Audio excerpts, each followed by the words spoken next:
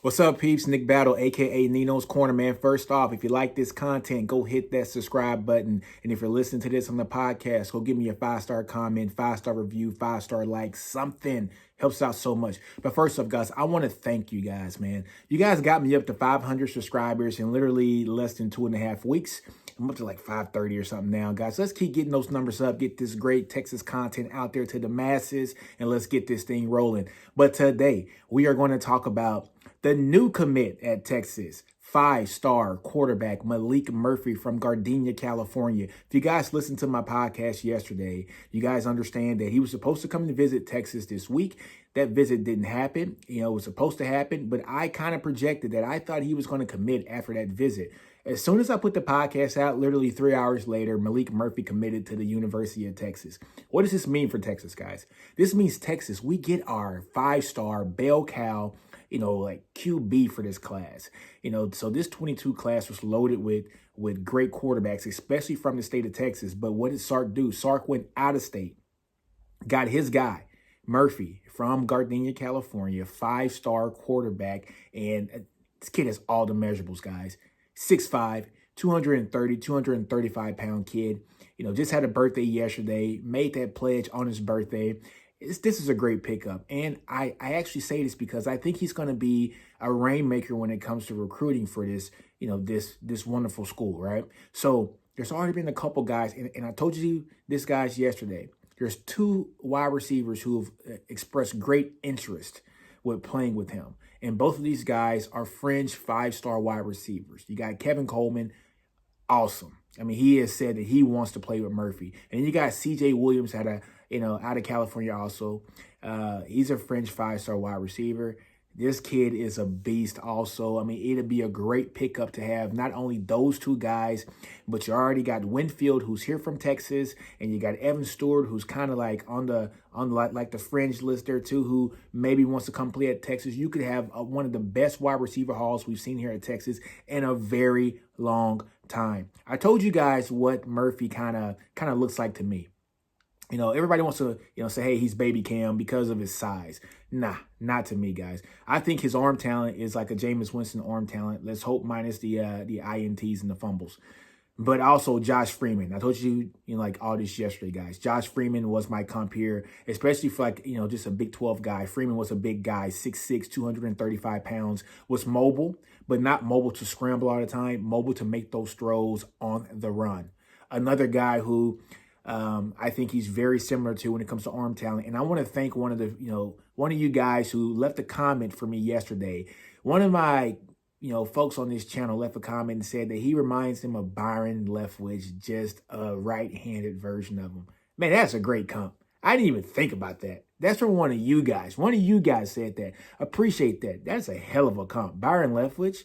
Yeah, I mean, he made those throws. Byron Leftwich, a lot of people don't want to give him credit. He was mobile in the pocket. Not really a runner, like a threat to run the ball.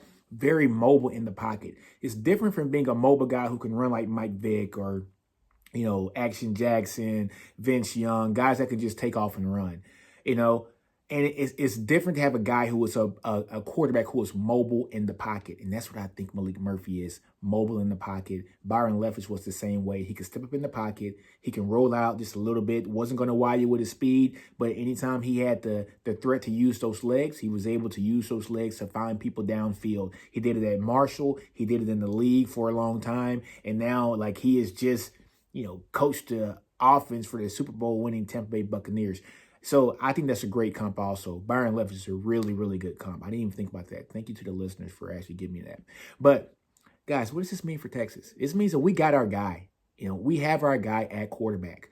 So it seems like Coach Sark is going to have to, just to keep him in the fold, I would say, hey, I'm shutting down quarterback recruitment. Hey, we got 3 great quarterbacks here in the state of Texas, but it's done. It's done. No more Ewers talk. We can't miss this up because we've already missed on Ewers. We just got a 5-star in Murphy. We can't flirt with other quarterbacks and have the opportunity for Murphy to leave us also. Does not need to happen, guys. So let's go back and look at this musical chair quarterback situation that, we had, guys. We lost Ewers. Well, first off, we had Ewers, and then we lost him. Goes to Ohio State. So you got Weigman. So was Connor Weigman, just said that he was going to pledge and go to Texas A&M. Okay. And then we had Cade Klubnik. All right. Cade Klubnik, straight in the backyard here in Austin, Texas, goes to Westlake.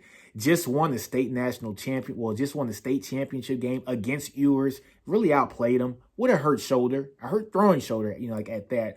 And so everybody wants Klubnik because of just what we saw. It's like that recency bias that like we have where we saw him win this championship. Okay. Now, great. I wanted Klubnik too until I understood that Murphy was in the fold. Klubnik did win the state championship. He's in our backyard, but guys, we got to understand, he's an Aggie legacy. Put yourself in his parents' shoes. I'm a Longhorn. You guys see, Texas engineering. I'm a Longhorn. I went to Texas, majored in engineering, graduated in 05.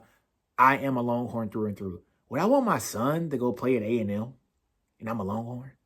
No, unless that's like the only scholarship he got. I would not want him to go play for the Aggies, right? So put yourself in his parents' shoes. Do you want your kid to go play at Texas? I mean, I understand that you live in Austin and you might want to make that drive, which is like a 30-minute drive down the street to go watch him play every weekend, but you got to wear burnt orange when you're at the games. Your son's bringing burnt orange in the house. Anybody that knows Texas and Texas A&M, the rivalry is so strong here. We don't even play each other anymore. We haven't played each other in years. We're in different conferences, but we still hate each other. Believe that. But it's all in good fun and games, right? But just saying that, having Cade Klubnik come to Austin come to Texas would have been a great thing. However, just the powers that be. I mean, his parents went to A&M. I just couldn't see it happening, no matter what people say, so I just couldn't see it happening. But enough of that talk. We got our guy.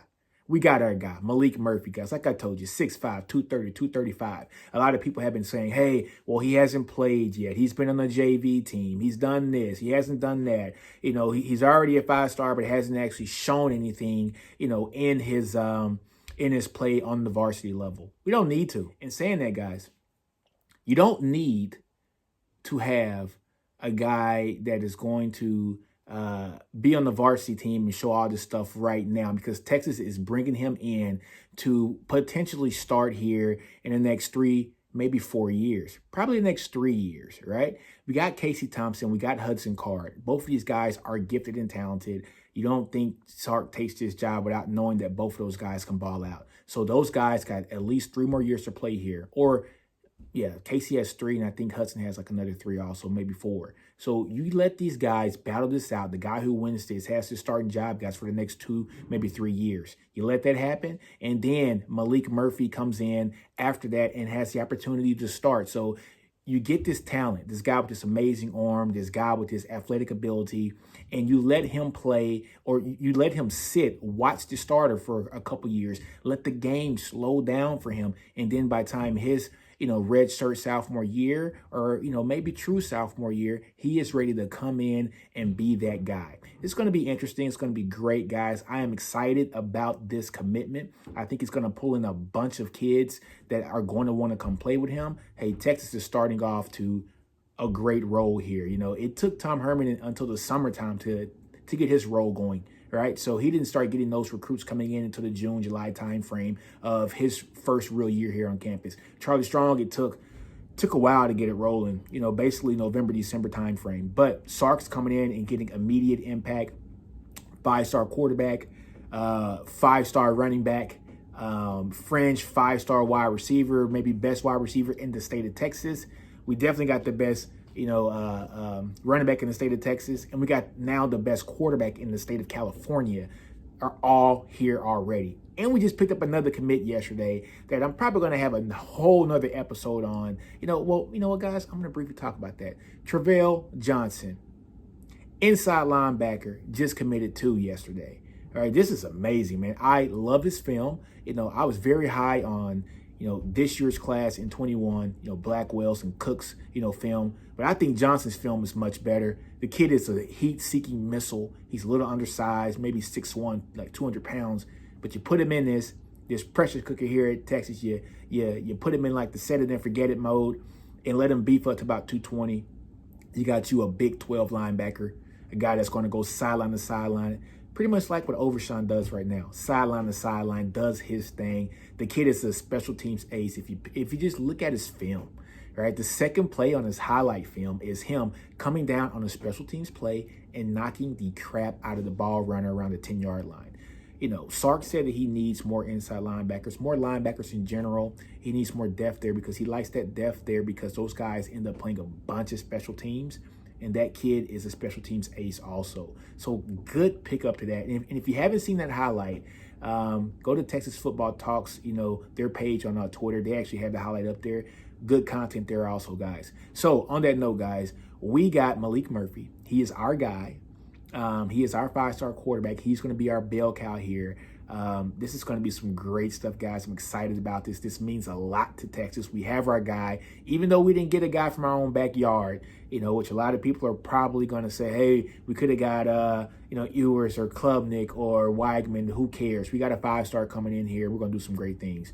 All right. So on that note, man, I trust what Sark's doing. He is the quarterback guru. I trust what he's doing. He actually took, we had 2 quarterbacks that were under his tutelage here at Bama, you know, and both those guys get drafted in the first round. Well, one got drafted in the first round. I'm pretty sure Mac Jones will be a first-round pick this year, if not a second-round pick. Those guys came from the same, you know, class. He didn't recruit them, but he trained them up these last couple years. You know, Tua, number 6 pick in the draft last year. Mac Jones will probably be a first-round pick this year. The guy knows what he's doing when it comes to quarterbacks. So I trust his opinion. I trust his evaluation. I trust this whole stats evaluation. But kudos, man. We got Maalik Murphy, 5-star quarterback. This is amazing. Big kid, big talent. I can't wait to see what he is going to do here at Texas and who he's going to help bring in, man. But on that note, man, I'm going to end this like I always end all my episodes. Do you. Don't be afraid to fail. Outgrow your environment. Understand your brilliance in Nino's Corner. I am out. Salute and hook 'em horns, baby.